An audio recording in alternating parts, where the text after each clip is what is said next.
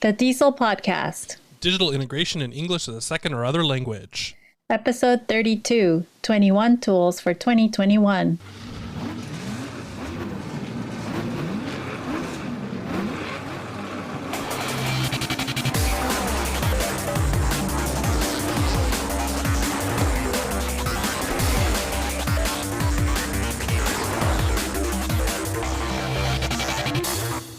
Welcome to DIESOL. This is episode 32. We are your hosts. I am Brent Warner.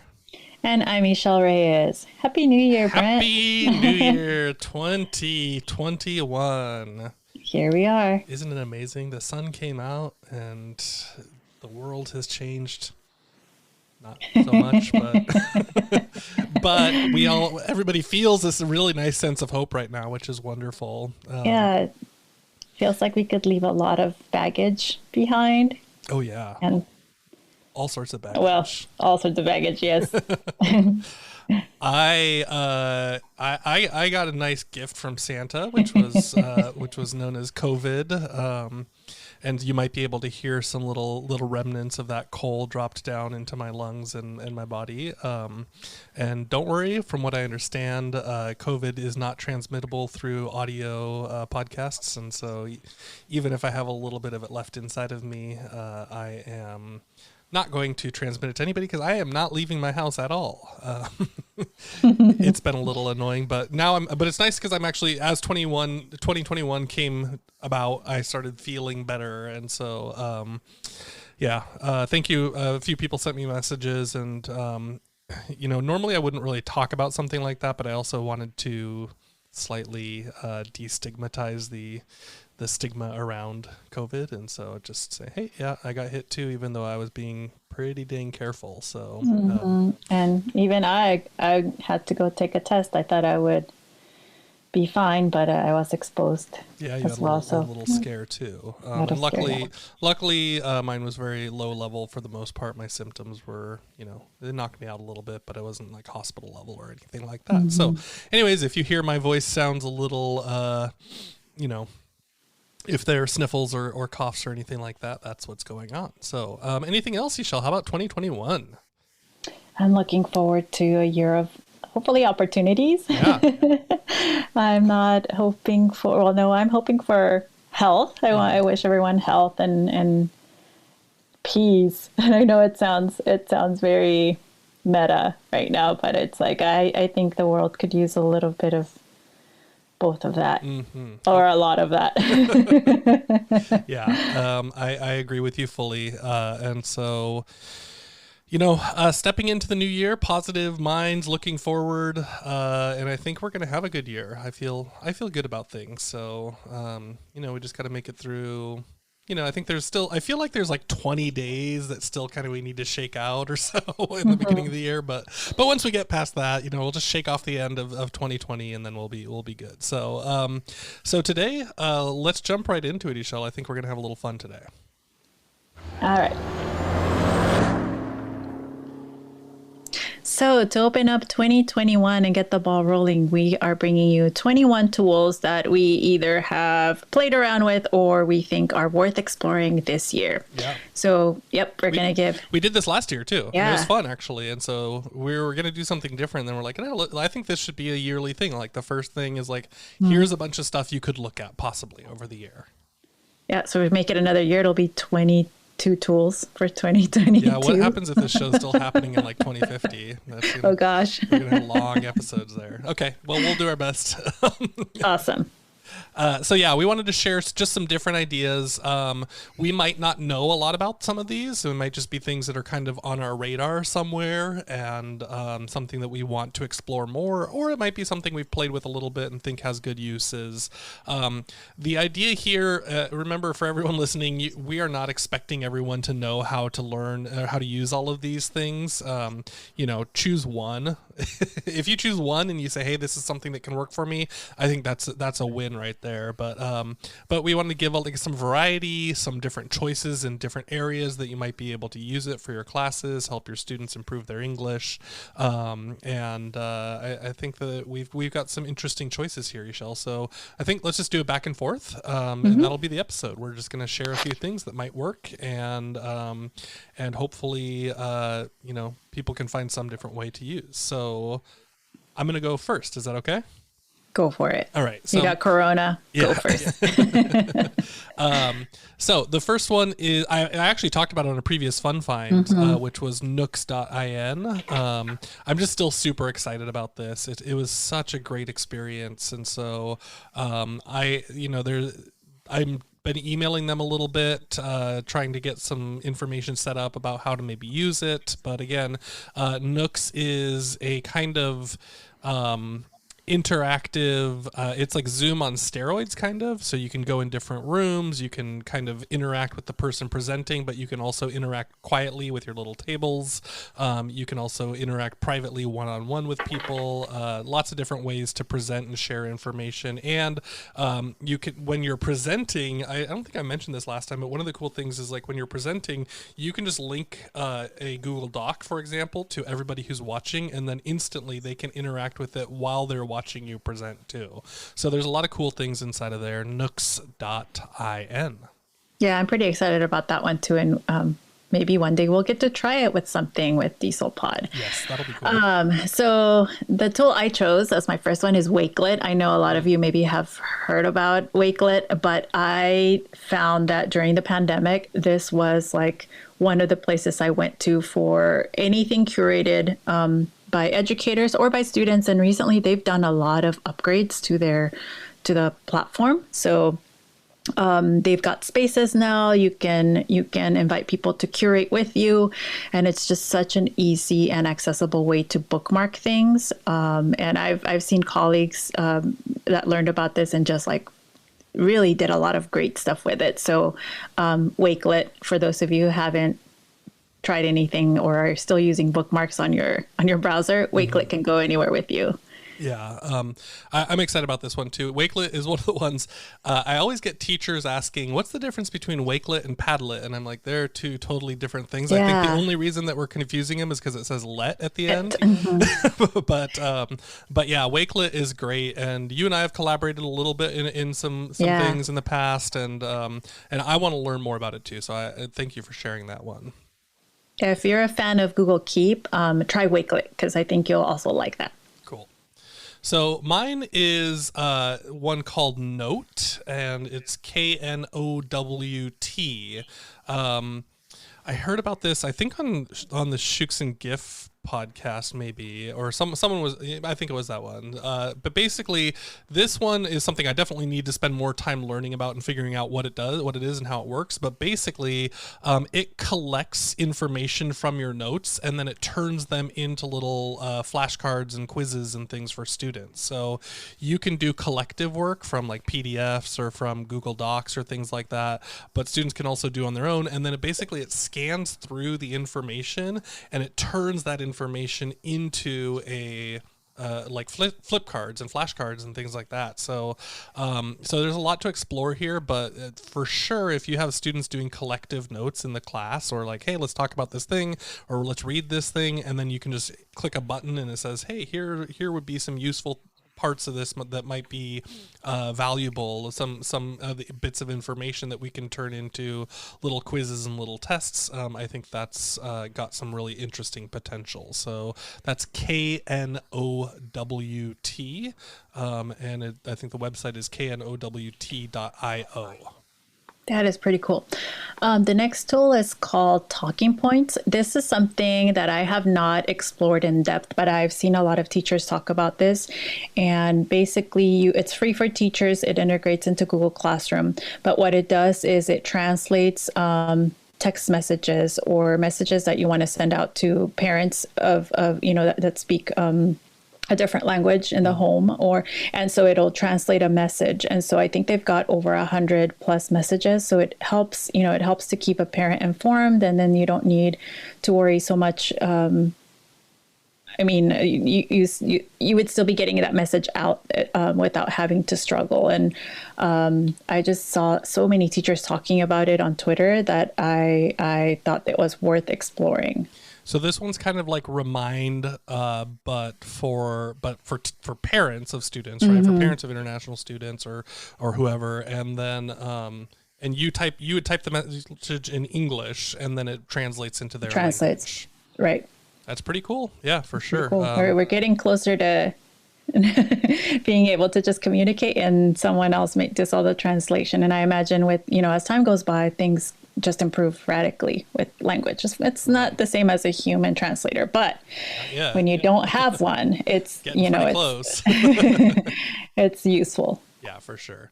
Okay, so my next one is Loom. I have not used this one very much yet either, but Loom is another screencasting option. So people use, Screencast-O-Matic, and they use Screencastify and all of those things. Loom is pretty cool because of its really nice interface. I use Screencast-O-Matic, and I actually pay for a subscription to Screencast-O-Matic, but sometimes it just it kind of freezes on me, or it doesn't get everything right every time. And it just feels a little less polished. Loom, it feels a little bit more polished, and it has this kind of really nice, you've maybe seen some people make little screencasts where it puts you in a circle in the bottom corner, and then it lets you talk over the screencast that you're doing. So there's lots of different options inside of there. You can sign up for free, and then there's some advanced levels on top of it. But if you're trying to make some quick and easy but nice looking screencasts, Loom might be a good choice. So that's loom.com. And I have seen a lot of teachers using this for videos that they're sending to their students. And the nice thing I think about keeping your face on there is that, especially for our students, is that they can see your lips moving. They can see you talking to them when they're listening and watching things going on at the same time. So that feature is not exclusive to Loom, of course, but it just looks kind of nice there in the corner in a small circle, and it's easy for them to jump back and forth between what you're doing and what you're saying. Pretty cool. I chose whiteboard.fi. I don't know if you've heard of this one. This one, again, I found out through Twitter and people sharing, their best tools for having students interact without having them sign onto an account. And I guess if you're a fan of Jamboard, the difference here is that you can have multiple boards going at the same time. Students don't have to sign in, which I think for Jamboard, you can still share them without, we have to set permissions, but this is like a quick and easy, no account needed. And you can do the things that you would want, that you would want to do on a digital whiteboard. But this is one that I think, who was it that shared it? I can't remember. I wish I could give credit. No, it was on Twitter. It was one of you awesome people sharing everything on Twitter. But this one looks really cool. Awesome. I think I've seen that one a while back, and it looks like they've really grown it quite a bit too. So. Yeah, and you can draw, write text, the same thing, make annotations, etc. So it's pretty cool. So that you can even check individual boards so that students are not looking at each other. So that's kind of like if you had the little whiteboard in class. It's pretty neat. Nice. And it's free. So awesome. Okay, so my next one is Have you heard of this, Esol? So is spelled MMHMM, and what it is it's a kind of a camera replacement in your Zoom. So kind of like how Snapcam lets you do like all the little filters and things like that. What does is it takes over your camera, and then it does all kind of similar to what we said in Loom, is like move you into the corner, but it can do all sorts of cool little functions that help students pay attention to what you're talking about. So some of the nice things are like you can shrink yourself down and put yourself into a corner while you're talking, but then you can also click on a button and it'll upload a PowerPoint as the background, so you can be talking in Zoom and then the PowerPoint can be running as you're clicking through it while you're talking and presenting in inside of Zoom. So instead of having that be a separate thing, you're both together with it as it's going through. Now, last time I checked, it didn't have Google Slides running in the background, but it did. But you would upload a PowerPoint, and then there's all these different features for it where you can interact with the slides that you're presenting. So there's a lot of cool things with it. I started playing with it early on, and I don't know if this still exists, but as an educator, I was able to get in for free for a year. I'm not sure if they're going to start charging more, because I got in like when they were beta level. But there's a lot of cool things, and you can still get the features, but it's worth checking out. If you want to kind of show your students something that looks different and is more feature focused on content rather than just like your face and the talking head type of thing. So that's MMHMM,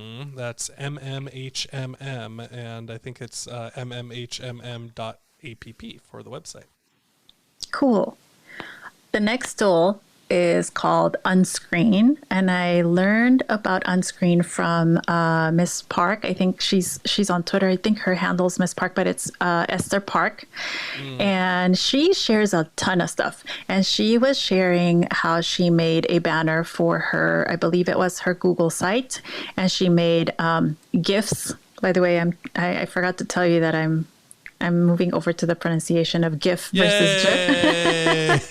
Yeah, right. New year, new pronunciation. We gotta get some extra loud, like roaring.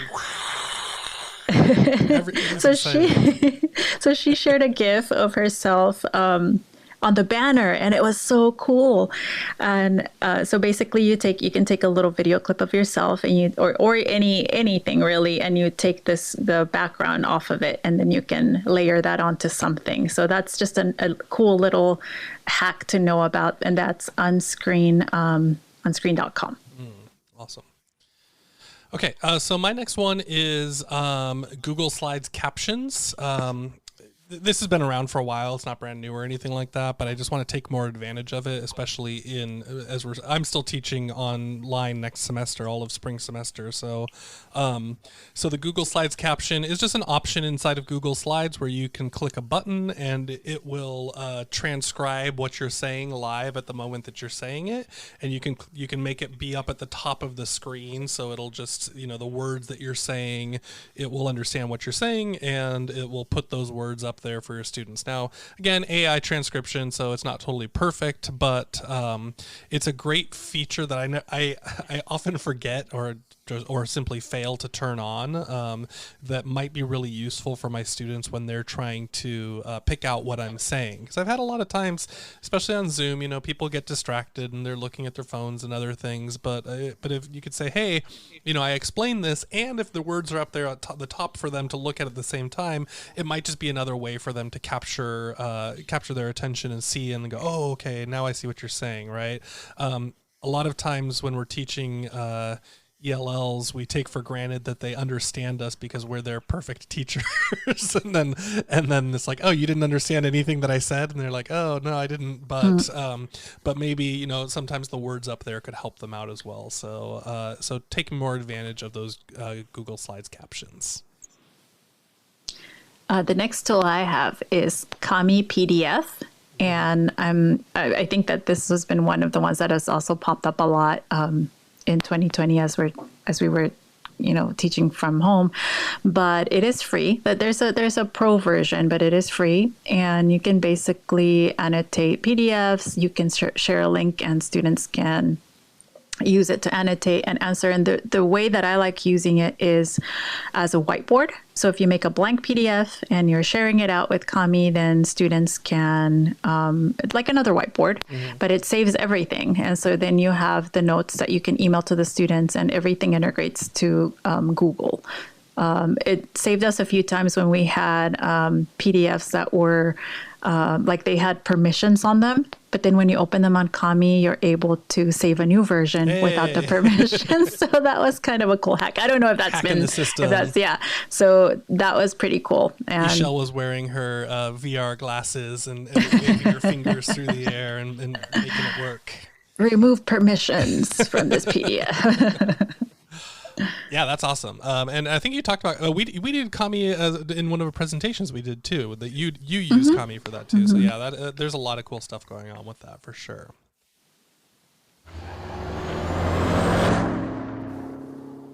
All right, so quick break. That is about half of the things we're going through right now, but we wanted to, say Happy New Year again. And we don't have any new reviews right now, but Michelle, we're trying something a little different. Yeah. We thought we'd introduce it. Yeah, we have. So we've had the give us a coffee on or buy us a coffee on our site, and we give us a coffee. Give us a coffee. And so many of you have, and we thought that there's other ways to give back also to our supporters, and so we decided to add a Patreon this year. Mm-hmm. And one of the exciting features on there is that we I don't know, Brent, you want to talk about? Yeah, sure. One, we're super grateful for everyone that did buy us a coffee, and very much appreciate that. And so we thought maybe there'd be a way to offer something back for people who are supporting us. So we did make a Patreon. We don't really know what we're doing exactly with it. I think that's fair to say. But we thought we'd just make two simple tiers. So there's a $3 tier in Patreon where it's just, hey, I listened to the show. Thank you guys. And it just recurs $3 a month. And so it's like a thank you. So it's the same thing as buying us a coffee, except you don't have to think about it every time. The other one is a $6 tier, and we'll see how this goes for a little while. But it's kind of explore with DIESOL. So the idea is that once a month we are going to get together and simply explore a tool that we have not had enough time to look at on our own. And so there's kind of an excuse to jump into something and say, hey, we've never really looked at this. We don't know how it works. We're not sure if we would use it for our classroom or not, but it's kind of like a tech tool unboxing, right? Yeah. And so, again, it'd just be, a place where you can come in and explore, bounce ideas off of each other, and then just take the time to do it. Because sometimes you need others to be able to brainstorm and just take the time to go through the features and figure out whether that's something you'd use or come up with ideas. Yeah, that's right. So at the $6 tier, if you subscribe, I guess is how it works. If you subscribe at the $6 tier, and again, that's like $1 or not $1. That's a cup of coffee, same price as a cup of coffee for one for me, one for Michelle, at per episode, I guess. But basically, what you'd be invited into watch and talk with us if you'd like to as well. You could just sit back. So we'll give you a special link, and we'll just join in. And like we said, we might not know what it is exactly. We might say, hey, this is something we were told to check out. We're going to go explore it a little bit together. It'll be less than an hour once a month, and you could join us live, or you could watch the recording afterwards. And we'll see how it goes. Again, we're a small-time podcast, Michelle. I don't think we have major expectations or anything, but we are the only continue to be the only people in our field doing this one. So hopefully it's useful for some people. And if you're interested in that, if you want to support the show in 2021, you can, of course, go to diesel.org, or if you want to go straight to it, you can go to patreon.com/dieselpod, and you can sign up for one or the other of those tiers if they sound like something that, if the show's worth supporting for you. All right, we still got more, Michelle. So yep, we do. So speaking of things that we want to explore, this one is definitely one that I am interested in, which is GoSynth. Now, Matt Miller talked about this on the last episode, and I started looking at it a little bit, and I'm like, okay, it's not exactly podcasting, but it's also not it's kind of like message boarding on audio in certain ways. I'm not totally sure. And so I only spent about 5 or 10 minutes looking at it, and I want to get more into it. So this might be a good choice for one of our early, Patreon explorations there. But GoSynth is certainly interesting and has a lot of cool potential that we want to look at some more.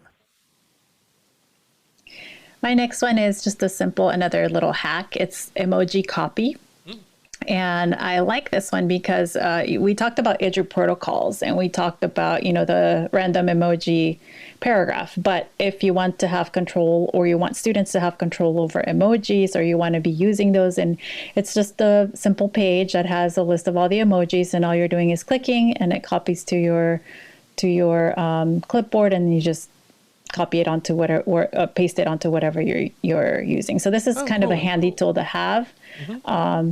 So Emoji Copy. That's cool too. One of the things I like about this is how big they are. And so, sometimes when you're looking at emoji on your phone, or even if you bring up the little thing on your computer, they're so small that you don't always see them all. But this one kind of helps you really, like, there are emoji on here that I was unaware of, and I know they've just released a bunch of new ones, but that's a cool one. So we have a tamale emoji now, and a chancla. You don't know what a chancla is? No, what's a chancla? It's the shoe that your Latinx moms hit you with. The flat ones? Yeah. Oh, nice. The ones that hurt. Well, not so I have to watch out for if you send me a message with one of those, it means I've done something wrong. It's the equivalent of a slap. Okay. All right. Got it. Chancla. I like that word too. My next one is Chrome flags. So if you haven't ever gone into this is just an experimental features inside of Google Chrome. And it's kind of hard to get to if you don't know what you're doing, but you type into your Omnibar, the bar up at the top, you type in Chrome, actually the word Chrome, CHROME, // flags, FLAGS, and then another slash. And then what it does is it shows you all the experimental things that are happening in the back end of Chrome, that they're still like somewhat developing, or they're kind of in beta level versions there. And so you can get all these kind of extra cool things that that other people don't have because they haven't really turned them on officially. Some of them they will, and some of them they won't, and some of them are way beyond anything that we would ever need or use. They're like super, I mean, they could be for like developers or all sorts of things, but Chrome flags does have some really awesome features in there. One of them that I like is the QR display. And so you can go in and search for QR reader, QR code or something like that. And basically what it does is it puts into your Omnibar a little QR thing, and you click the button, and on your screen, when you click on that, it'll generate a QR code for whatever page you're on at that moment. So if you're sharing with your students or in a presentation, then the QR code shows up right on top of your Chrome, and everybody who's looking at it can just snap a quick picture, and then you can move forward. So that is cool. Yeah, and that's just like an experimental feature. Yeah. Little things like exist like that in other extensions, but like you also know it's coming directly from Chrome, and it's less just less outside things to deal with too. So anyways, Chrome flags are pretty great. The next tool is Quill. I don't know if you've heard of this one, Brian. I'd heard of this one before, but I actually never took time to explore, and I have been exploring a little more, especially now that we're, again, from home. We need it's a writing tool, and it's free. There is a pro version, but the free version is excellent. It's got diagnostic tests for your students. So some of the material might be geared toward the writing requirements for high school students. But it also works for our ESL students because it does check grammar, like, for example, parallel structure, relative clauses, compound, complex sentences. And so you can give your students diagnostics, and it actually, it'll give them a prompt, and then the students will write in their paragraph, and you get to take a look at it. So if you don't have time to come up with the prompts, this is something pretty cool. They also do have ELL diagnostics. Oh. So they also have like AP writing surveys, and it's just a really kind of useful thing to have as a teacher, especially from home when you don't have a lot of the materials perhaps that are ready to go digitally. So that's Quill. Awesome. My next one is Otter.ai. So we've been using this on campus for about a year, or maybe a little less than a year. But basically, this is a transcription AI transcription service. So you can upload your audio files into it, and it will transcribe it, and it'll recognize the different voices, and it'll separate them, and it'll transcribe, and it'll even time code and timestamp everything. And then you can download the files either as text files or timestamped files, all sorts of different things. But it's really quite useful. I have spent a lot of time resisting. It's like, okay, now that we're teachers online, guess what? We have to do 500 hours extra of work in order to make things accessible. And it's like, oh my God, this should be so much easier, and this shouldn't be extra work to do all these things. But Otter makes it a lot easier to do those things. And then what it does is it also learns. So when you put something into it, and then you start saying, no, I'm not saying, I'm not saying Brett, I'm saying Brent.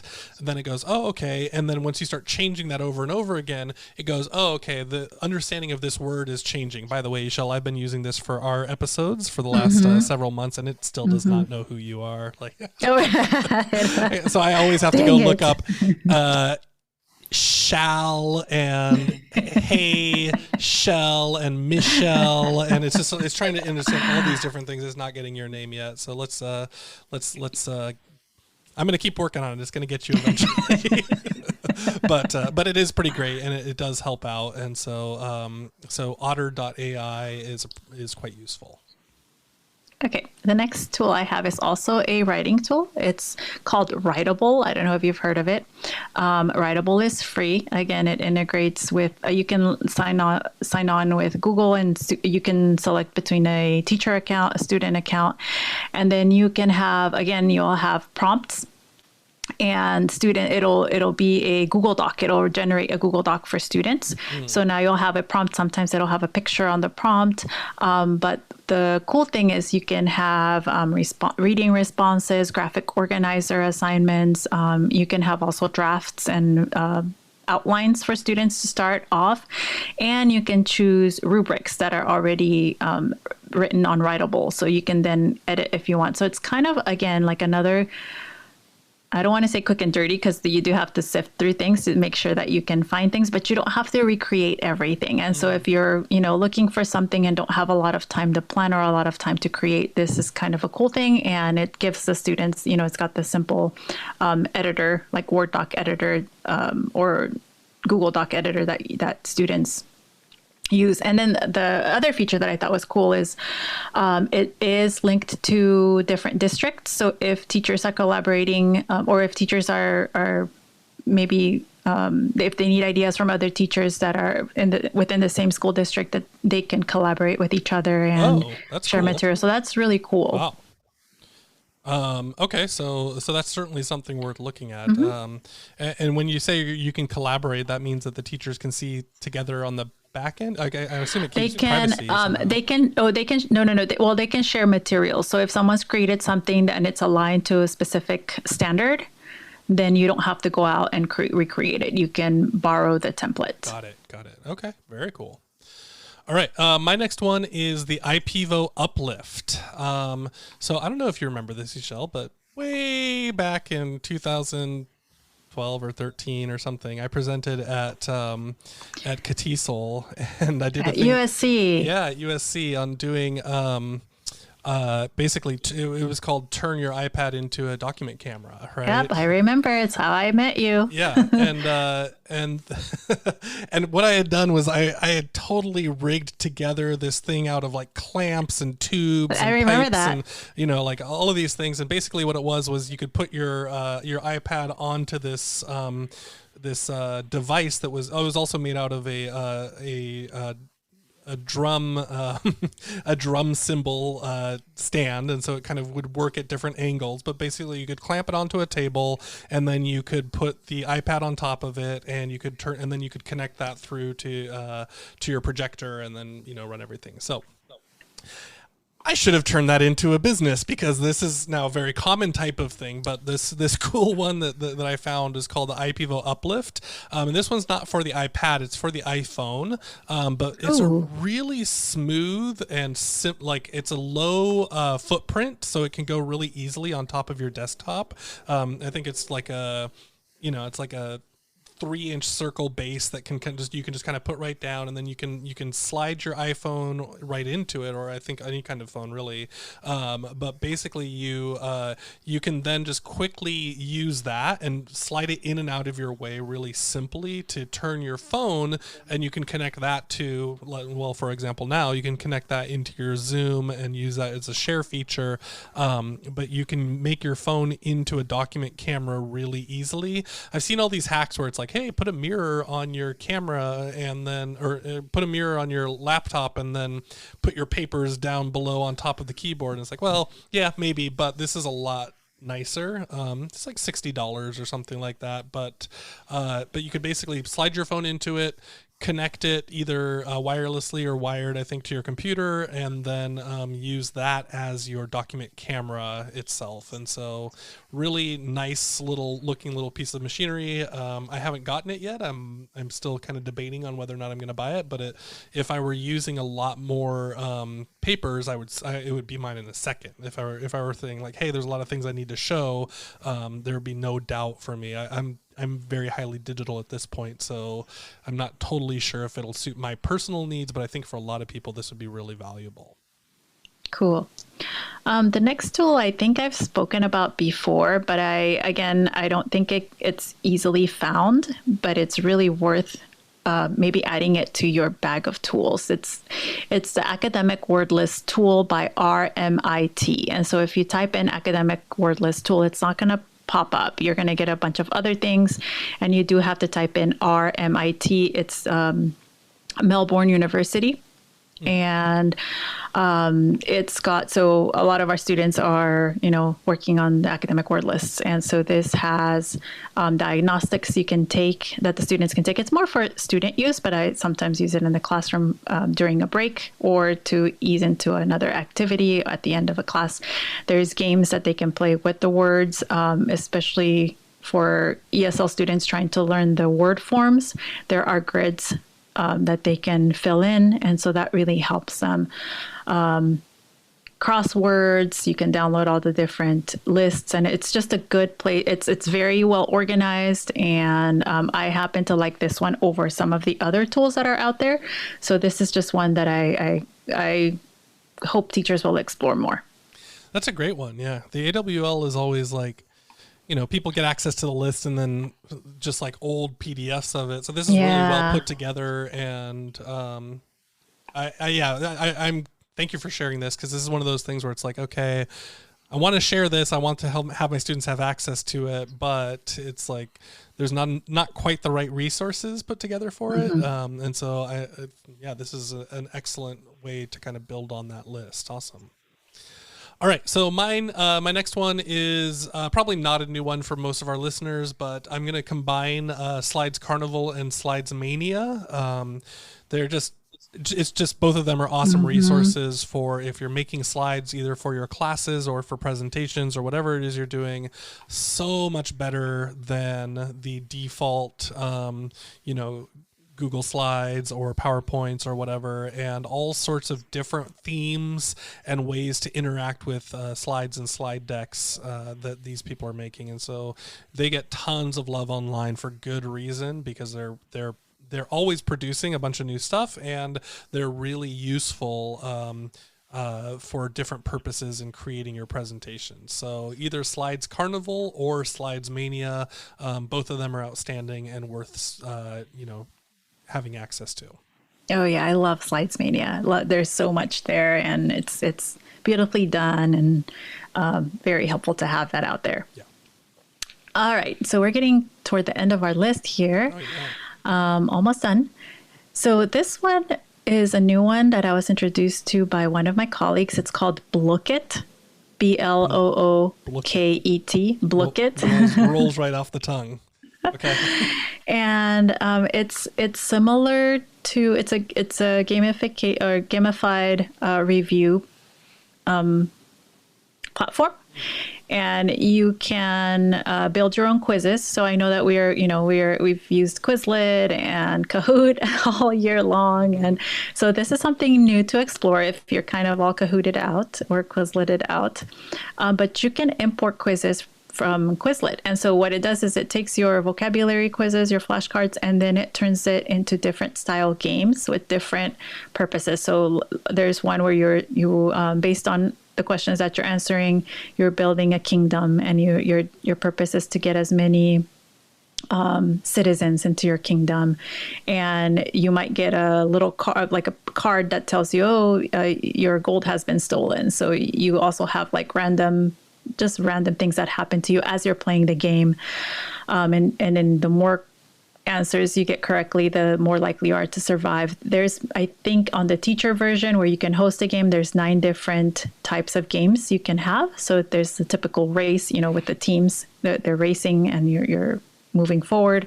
And then as a student, there's 4 types of games that you can play. So if you are looking for something different to Kahoot, this looks like it's something cool. It also looks like students can build their own quizzes as well. So cool.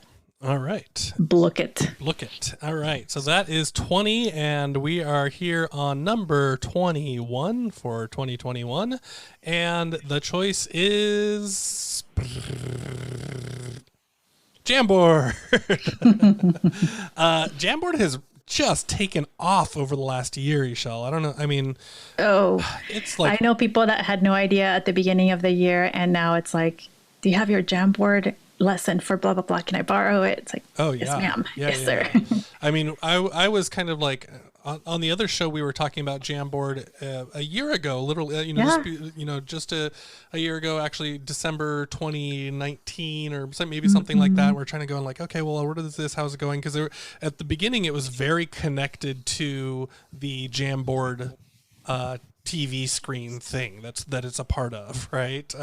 That's actually what it was supposed to be, is like this document for interaction and things like that, not a document, sorry, an actual like interactive TV with this software. But basically, if you haven't heard of Jamboard, not sure where you are, but but Jamboard is like all the rage, and it's kind of like a more it's like a looser Google Slides, right? It allows for a little bit more spitballing and structuring on a kind of a looser level, like just jump into it and make a mess and kind of get with things. I need to learn a lot more about it still. I've played with it. I've used it a few times in some of my classes. There's some updates that have been coming through, but teachers are NUTS for Jamboard. So I think, if you haven't looked at it, if you haven't spent some time, it's definitely worth checking out and seeing if it's going to fit into your classroom schedule somewhere. Jamboard. All right. So, Esol, that's a lot. We also have all of last year's stuff, right? I know. Yeah. And last year's stuff, too. We were looking at that list. We're like, let's make sure we don't overlap. And it's like, all of last year's stuff is still cool stuff worth looking at as well. Yeah. So if you want to go back to last year's list, it's certainly worth, if you're saying, hey, 21 tools is not enough for me to explore, I need more, then go back to last year's and check that out, because there's some good stuff in there as well. Awesome. Yeah. So, Esol, there's no more secrets inside of there or anything like that. I think it's time to jump over to our Fun. Yay. So this December, I have been teleworking from California, so I'm here and stuck and we didn't get to see with each other this time because I got the vid. Corona. Mm-hmm. So my goal was to eat as many things as I could, and of course, you've got so much diversity in food, and its availability is just amazing here. So I found a place called Mochina Donuts. I don't know if you've heard of it. If you've ever been to Japan, you're probably familiar with Mr. Donuts, the donut chain. I have had these. Okay, yeah, my son picked these up a little while ago. Yeah, I mean, I've had them in Japan, but I've had them in California too. Mm-hmm. So I had never had them in California, but one of the things that I often miss about Japan is their donuts, because they make these like little chewy mochi donuts. They're a mixture of like the batter and mochi, and so they're a little gummy, and when they're freshly right out, either when they're out of the oven or out of the fryer or whatever it is they use, they are delicious, and they're not overly sweet. And so that's one of the things that I enjoyed about them. But apparently, and I don't know how long they've been around in California, they weren't around when I was here or easily available a couple of years ago, but they are everywhere now. And I think they've got a couple of places in Texas and New Jersey. But this is Mochina Donuts. They're everywhere in California, as far as I could see. They're in a lot of places. So that's my fun find. Excellent. Mine is, I was just looking for something that's just kind of joyful. I just wanted to let's just find something happy. Let's just find something that just is just nice and peaceful. And this is not new. It's a couple years old, but there's a game called Old Man's Journey. It came out probably 3 years ago, maybe 4 years ago or something like that. You can get it on your iPhone. You can get it on a PlayStation. You can get it on your Mac or PC. It's all over the place. It's not very expensive. I'm sure it's less than $10 anywhere where you want to get it, but it's just a really nice, beautiful art and a kind of a simple puzzle game where you see this beautiful art of this old man, and he walks around, and then you slide the hills up and down, or the streets up and down, and they kind of move together to link, and then it becomes a depth of field perception game. So where he's walking up one hill, and then it hits with a hill that's in the background, then he kind of walks onto that other hill, and that's how the puzzle, you have to figure out where to go. But it's just very beautiful, peaceful. You don't need any language. You just kind of drag things around and let the guy move around and do things. There's a little bit of sadness inside of the story itself, but the game itself just makes it just feels so nice to just be kind of let everything else go and just enjoy the puzzle and the beautiful art in that moment. So Old Man's Journey, great game, not too complicated, and a lot of fun.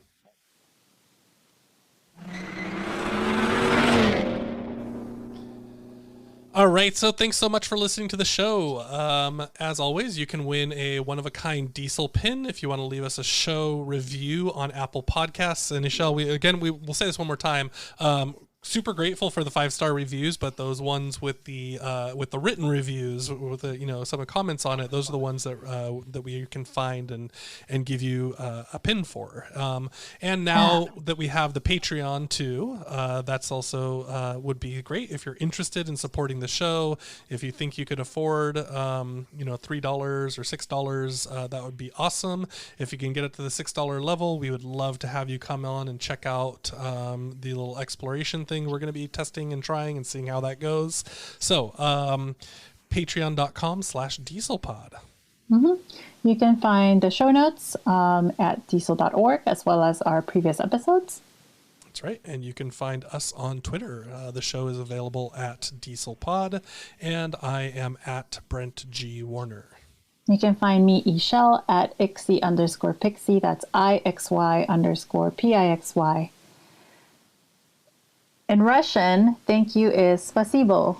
Spasibo for tuning in to the Diesel podcast.